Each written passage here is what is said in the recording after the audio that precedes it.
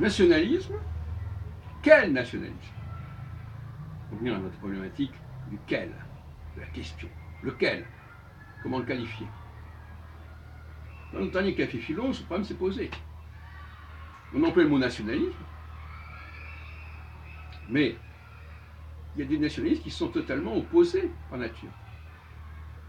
Il y a un nationalisme de repli, un nationalisme d'ouverture, de conquête. Un empire a besoin d'un nationalisme.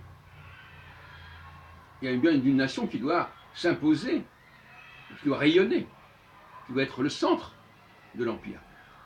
Et en même temps, on peut penser que dans cet empire, chacune de ses composantes peut développer un nationalisme de repli identitaire, plus ou moins étroit. Nationalisme anthropique, nationalisme néganthropique.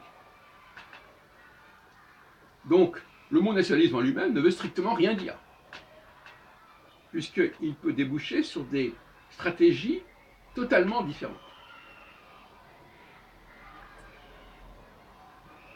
Dans le cas de la France, par exemple, il semblerait qu'on soit passé d'un nationalisme anthropique, l'Empire, et même l'Union européenne à ses débuts, à un nationalisme néganthropique, de frontières, de souverainisme, etc. Comme si la France impériale n'était pas souverainiste. Là encore, le souverainisme, qu'est-ce que ça veut dire? Souverainisme de repli ou souverainisme de conquête? Aujourd'hui, quand on entend parler des souverainistes, ils ne parlent pas du tout d'empire, ils ne parlent pas de conquête. Ils nous parlent de se protéger contre cette Union européenne qui, bizarrement, avait été voulue à un moment donné par la France. Voilà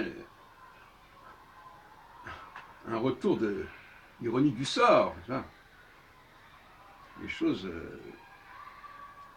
sont inversées.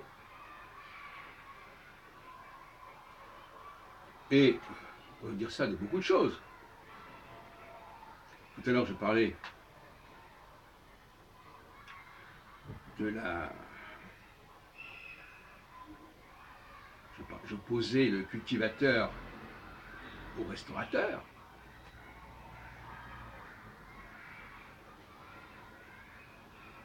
Le cultivateur,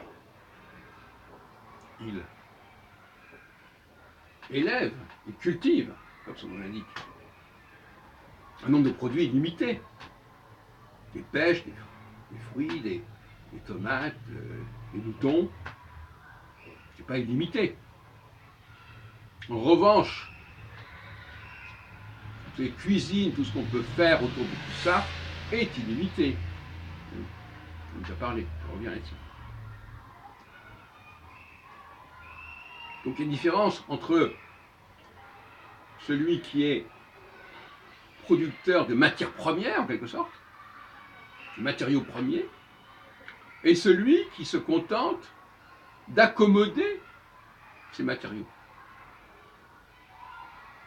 Pas du tout le même statut.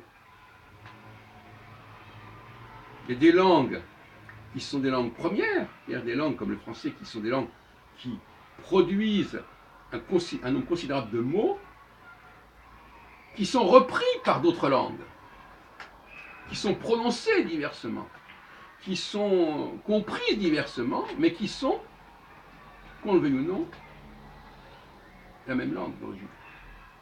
Toujours je disais, on est quand même capable de reconnaître que c'est du poulet, quelle que soit la préparation du poulet. Les gens ne sont pas idiots. Et bien, de la même façon, on peut reconnaître un mot français, quel que soit le contexte dans lequel ce mot est utilisé, comment il est prononcé, comment il est conjugué, comment il est décliné. Tout ça ne change pas l'identification du mot. Certaines personnes veulent nous faire croire le contraire, mais non. L'empire, ce n'est pas la dissolution du processus, c'est son expansion. Et certains vont nous faire croire que du moment que ça se décline diversement, on ne sait plus d'où ça sort. Mais si, on sait toujours d'où ça sort. C'est toute la question des origines. Il ne faut jamais perdre de vue le point origine. Pourquoi? Le point central. Parce que c'est de là que sortent les choses. C'est là qu'il y a la source. Et la source, c'est important de savoir où elle est. Parce que si je me trompe si je crois que quelque chose est la source alors que je ne savais pas la source, ça peut donner des choses très très catastrophiques.